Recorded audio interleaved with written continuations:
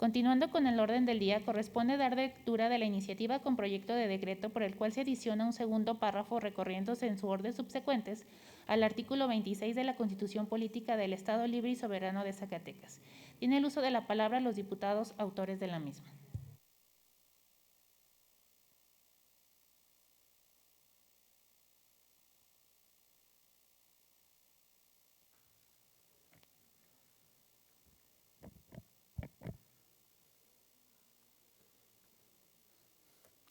Con el permiso de la presidencia.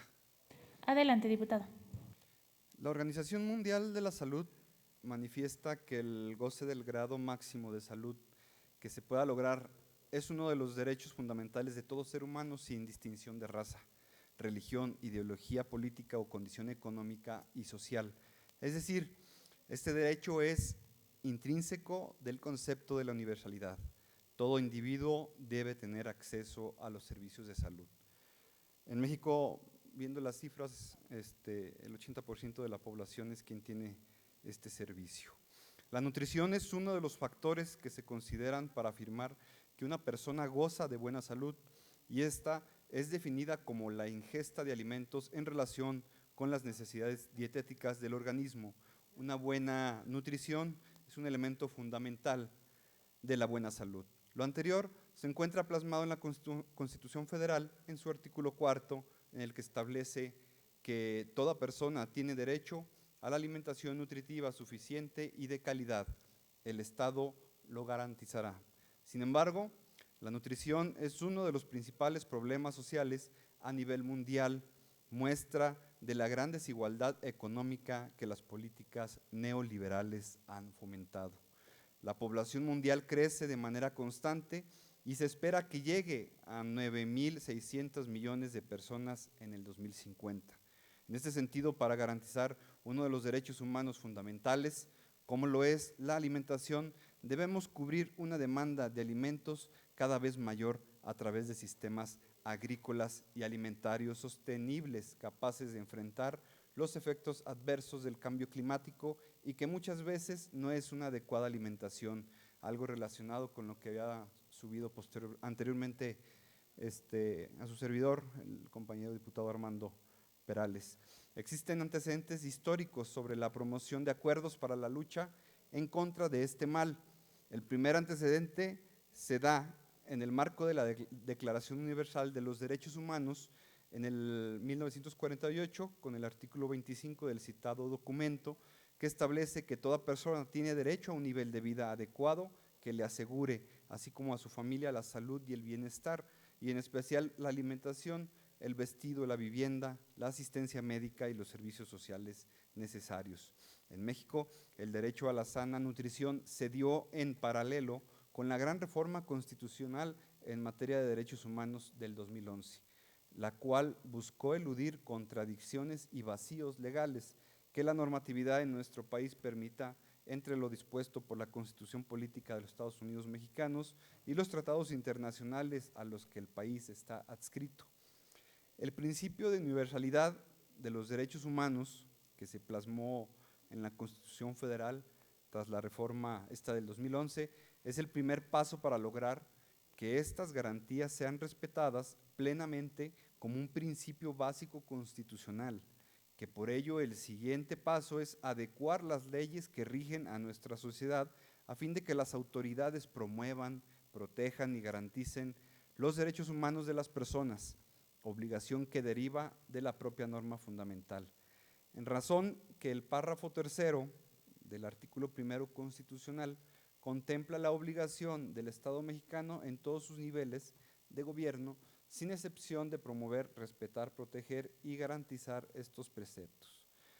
En este sentido, para el tema que nos compete, el derecho a la nutrición se plasmó en el artículo 4 de la Constitución Federal con la adhesión del párrafo tercero el 13 de octubre del 2011, otorgando un carácter constitucional y ya no solo convencional en materia de la lucha contra el hambre y la malnutrición en el país, al establecer que toda persona tiene derecho a la alimentación nutritiva suficiente y de calidad. El Estado lo garantizará. Adicionalmente, la Ley General de Desarrollo Social amplía las obligaciones estatales en materia de protección a los grupos más vulnerables, particularmente en materia de alimentación para erradicar el hambre y la malnutrición, estableciendo en su artículo 6º que son derechos para el desarrollo social, la educación, la salud, la alimentación nutritiva y de calidad. Empero,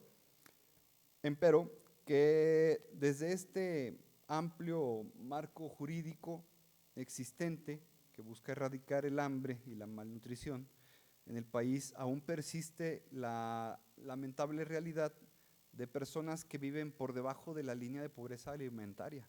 De acuerdo a datos del Consejo Nacional de Evaluación de la Política de Desarrollo Social, el 48.8% de la población, es decir, 61 millones de personas, cuentan con un ingreso inferior a la línea de pobreza, mientras que 21 millones de personas cuentan con un ingreso inferior a la línea de pobreza extrema.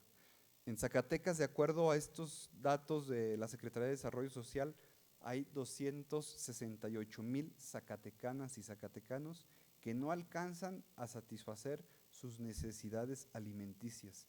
Es decir, cerca del 22% de la población en la entidad se encuentra en situación de vulnerabilidad, cifra que ha aumentado en los últimos 2 años con cerca de una cuarta parte de las y los zacatecanos en pobreza, mientras que el 3.4% de la población, es decir, 54,000 de personas, se encuentra en pobreza extrema, las cuales presentan 3 o más carencias sociales y no tienen un ingreso suficiente para adquirir una canasta básica. De los 58 municipios que conforman este territorio zacatecano, 5 muestran el mayor porcentaje de población en pobreza. Jiménez del Teul con 85.7%, es decir, 5,560 personas viven en pobreza y 2,334 viven en pobreza extrema. Genaro Codina con el 82.5%, 7,488 personas viven en pobreza y 2,553 en pobreza extrema. Pánfilo Natera con el 79.3%, 20,407 personas viven en pobreza y 3,810 en pobreza extrema. Trancoso, con el 78.4%, o sea, 16,032 personas viven en pobreza y 2,988 en pobreza extrema. Y El Salvador, con el 78.2%, que viene siendo 2,796 personas que viven en pobreza y 712 en pobreza extrema. Y es una realidad nacional y estatal el grave problema que significa la carencia alimentaria, lo cual va en detrimento de lo establecido por nuestra Constitución Federal y de los derechos humanos de toda persona. Por ello se muestra como una necesidad la implementación de políticas sociales alimentarias en todos los niveles de gobierno.